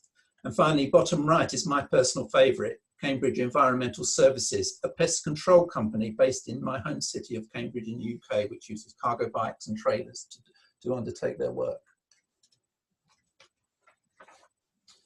Municipalities and local authorities are increasingly using cargo bikes for delivering services to residents and businesses in their locations. Examples here include street cleaning in Graz in Austria, park maintenance in the London Borough of London, trade waste collection in Hereford, the UK. Here, clean waste, for example, packaging and cardboard generated by independent shops, is collected by cargo truck. Cargo bikes for hire for use by businesses and residents in a number of cities in Switzerland. The mobile library in Strasbourg in France. and mobile information points using cargo bikes in Edinburgh in Scotland. Next, we've got mobile street vending, which is increasingly being performed using cargo bikes. Examples here include Juice on Wheels operating in a beach resort in Spain, Beer Bike dispensing Carlsberg beer with a bike suitably branded, the Coffee Bike in Cambridge, UK. Here the operator rides the bike to the tourist location and then once set up in stationary mode has to pedal to both grind the coffee beans and also create the pressure for the hot water milk dispensing. Then we've got catering. The example in the bottom right is Rita Brinks, a catering company based in Vienna who produces conference food at a central location, which is then transported to conference venues using a fleet of cargo bikes. The cargo bikes, when they arrive on site, can then be converted into mobile serving stations. At a two-day conference ECLF ran in Vienna a couple of years back, attended by over 400 participants, this company provided all the catering for the two-day event, including refreshments on arrival and during the breaks, and also hot food at lunch. In addition, they also provided all the catering for an evening party, all prepared remotely and delivered to the site by cargo bike. And finally, we have cargo bikes being used for private logistics and families. Here, cargo bikes are being used for transporting a Christmas tree, carrying purchases from stores and DIY centre, and transporting children to and from school. As our cities become closed to motorised vehicles, cargo bikes can easily be used as a replacement to the car. So let's consider the benefits of cargo bikes. They are environmentally friendly with zero emissions and no noise. They are great at cutting through congestion and are therefore both fast and reliable. They have flexible carrying capability and can be used for both carrying children and cargo, and if converted, providing business opportunities such as mobile street vending. Any cargo carried by can be both secure and watertight and therefore can be used professionally. They provide a positive image for a city and are fun, smart and trendy. If adopted by a municipality for delivery of services, the city can be seen as leading by example.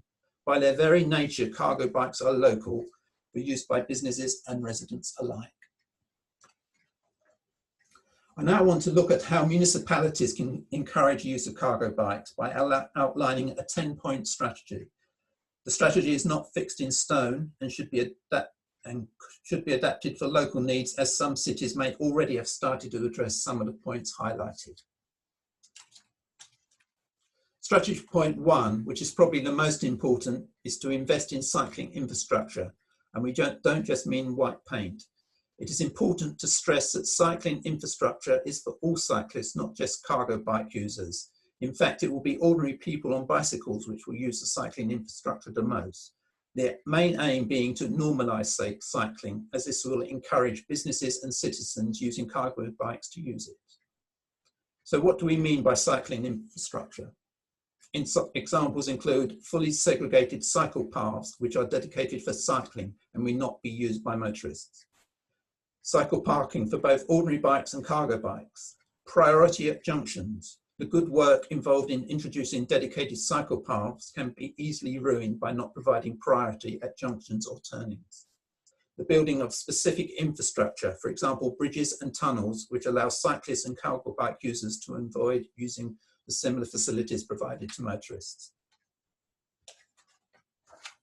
Strategy point 2, the municipality must lead by example. The municipality should look at their own internal operations and identify services which could be provided by cargo bike. You will probably find that there are many services being provided which are currently using a diesel van, and these operations are the ones which could be targeted first. Actual examples from around Europe include municipal park and guard maintenance in Plovdiv, Bulgaria, and street cleaning in Graz, Austria, and San Sebastian in Spain. The mobile library services provided by the city of Strasbourg in France. The distribution of internal and external mail around Cambridge City Council. In this example, cargo bikes are used to collect the mail from the local post office sorting office, which is transferred to the council post room for sorting by cargo bike. The post room staff then sort the post, and cargo bikes are then used to transfer both the external and internal mail around 7 locations in the city. and at the same time collecting internal mail for return to the post room for distribution later in the day. Previously, this was being performed by 2 full-time employees in a diesel van. Earlier, I highlighted a number of other services which could be undertaken by cargo bike, including trade waste collection, cargo bike hire for businesses and residents, and mobile information points. Point 3, the introduction of regulatory measures favouring cycle logistics and general cycling. Examples include access restrictions for lorries and vans. In my city of Cambridge, UK, access to the city centre is closed to motor vehicles between 10 AM and 4 PM. This means delivery companies need to look at alternative means to make their deliveries. In the case of Cambridge, a number of delivery companies subcontract the delivery work to a cycle logistics company, which undertake the last mile into the city centre using cargo trucks and bikes. The introduction of 30km speed limits in urban streets. This demonstrably encourages more cycling. Access for cyclists to one-way streets in the opposite direction. Shared use cycle paths which both cyclists and pedestrians can use. Other examples include parking restrictions and low emission zones. Next is strategy point 4, the remodelling of on-street and off-street delivery facilities. This involves providing specific facilities for cargo bike parking, adoption of regulations covering the design and provision of off-street delivery and storage areas, the introduction of cycle-based home delivery services, incentive to local shops and businesses that choose green delivery options, for example, tax rebates, and the development of delivery service plans for local shops and businesses. Point 5 of the strategy is securing and providing space for micro-consolidation centres. For a cycle logistics company to be sustainable, the business needs to be undertaking lots of deliveries. In large cities, there may be areas which can't be easily serviced from the cycle logistics operator's depot. So how can the municipality help?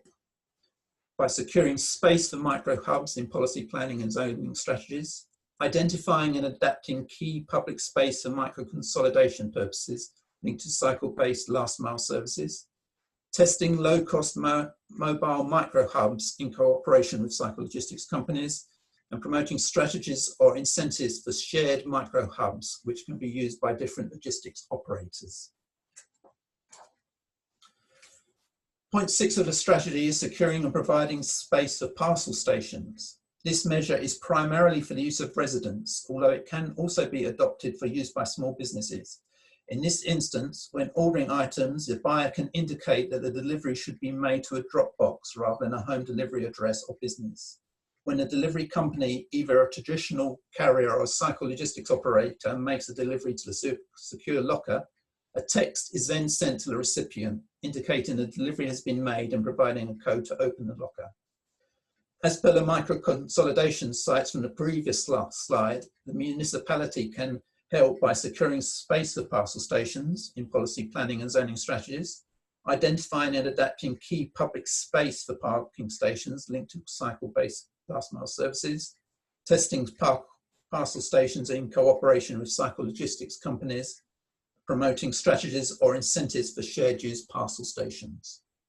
One interesting development is the introduction of personal drop boxes outside front door of a resident's house, which can be used by deliveries companies when the person is not at home. Point 7 of the strategy is the full or part funding of cargo bike purchases by either residents or businesses or both. There have been many successful examples across Europe, including in Vienna, where 50% of purchases up to €800 for a standard cargo bike or €1,000 for an e-bike. They had a €200,000 budget and there were 500 plus applications in the first week. In Oslo, in Norway, they provided a €1,200 credit for an e-cargo bike, covering a maximum of 25% of purchase costs. There were 1,000 grants available and this was a very successful scheme. Early in 2020 in the UK, there was a scheme for municipalities to purchase cargo bikes for both their own use and to provide them to local businesses. The budget of €1.6 million will be used to purchase over 270 e-cargo bikes, which will be deployed across 16 local authorities in the country. Point 8 is a relatively easy and low-cost action and involves the promotion of cargo bikes to citizens.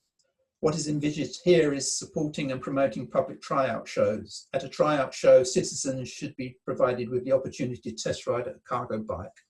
Likewise, supporting and promoting school tryout shows involving test rides for parents and children. Subsidised or free cargo bike training. Supporting mobility community groups. Cycling for all ages schemes, and organising critical mass rides. Similar promotional events can be organised for local businesses where existing users of cargo bikes can talk about their experiences, and local retailers can be on hand to promote their various cargo bikes they have to sell.